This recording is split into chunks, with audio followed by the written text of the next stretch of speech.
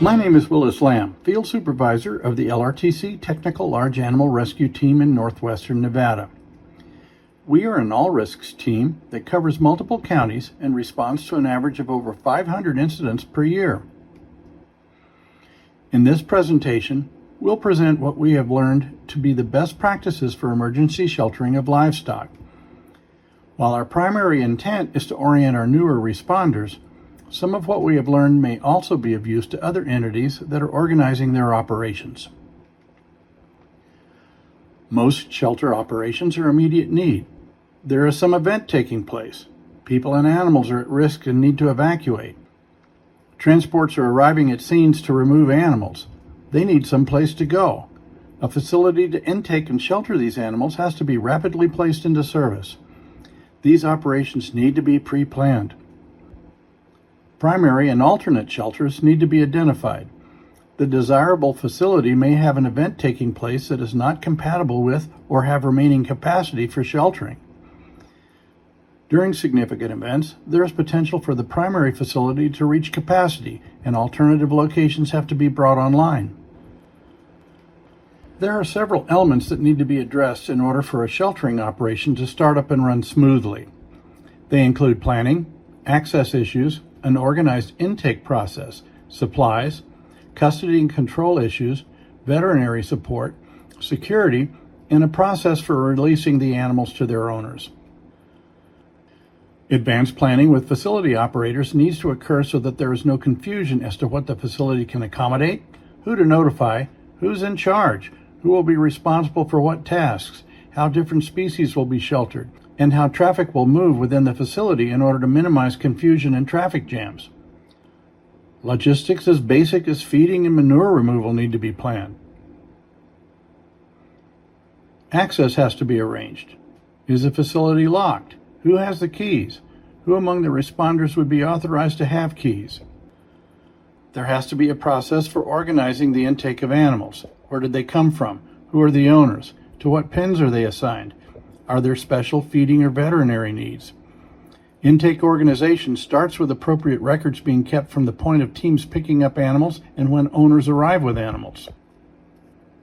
Our field teams carry cases that contain various supplies, including pickup sheets to record animal and owner identification and information, and special needs forms that will be provided to shelter staff for continuity of care and identification.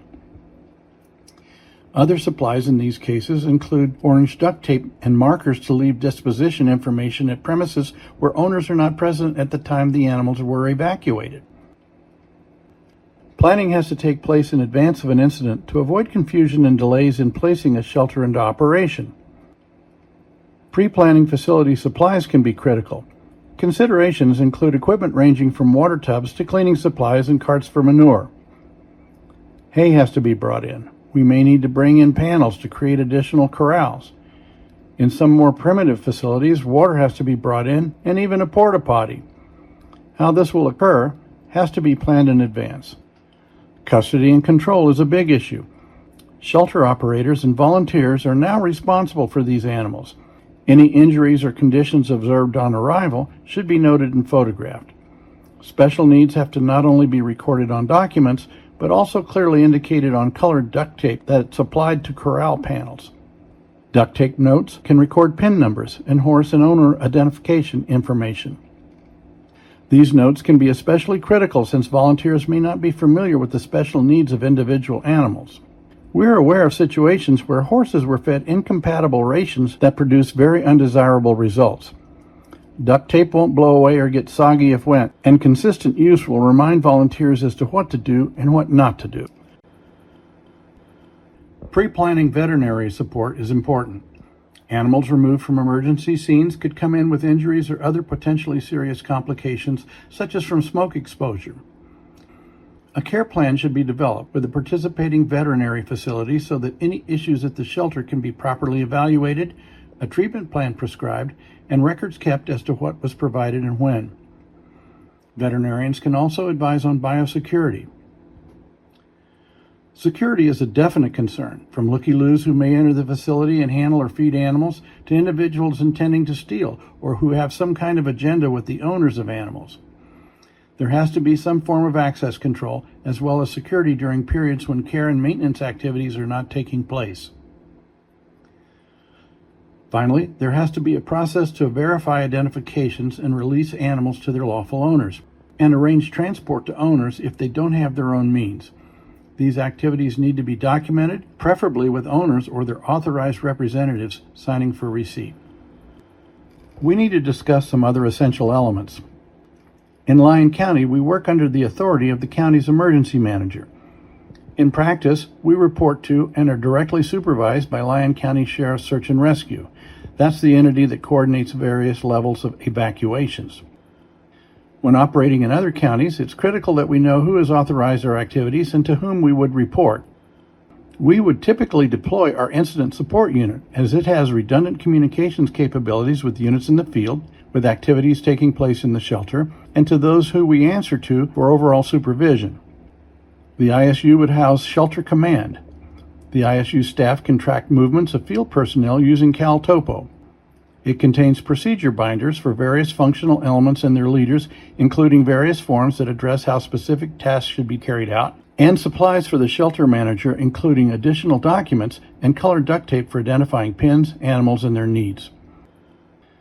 The ISU can also generate and print out additional forms as may be needed. All of these activities are encompassed in one overall functional plan, adapted as necessary based on the facility that we would have to utilize. Planning and preparation don't often deliver the goods by themselves. Owners, teams, and stakeholders need to practice so they'll be efficient when under pressure, and also so they'll have some awareness as to the difficulties that they could encounter. Ideally, practice will include participants from various services that would likely work together during a significant emergency. Unfortunately, such collaboration often gets postponed until after a significant event takes place in the area. We need to be ready before the emergency occurs. This video is provided solely for orientation and to illustrate our equipment and practices that we have found useful. Persons inexperienced with these activities should receive competent instruction and have sufficient practice to operate safely and confidently when under pressure. Plus, a special shout out to one of our response partners, Evacuation Teams of Amador, for collaborating on best sheltering practices and sharing some of their sheltering images with us. Thanks for watching this video. We hope it has provided you with some useful material. For more information, please visit lrtcrescue.org.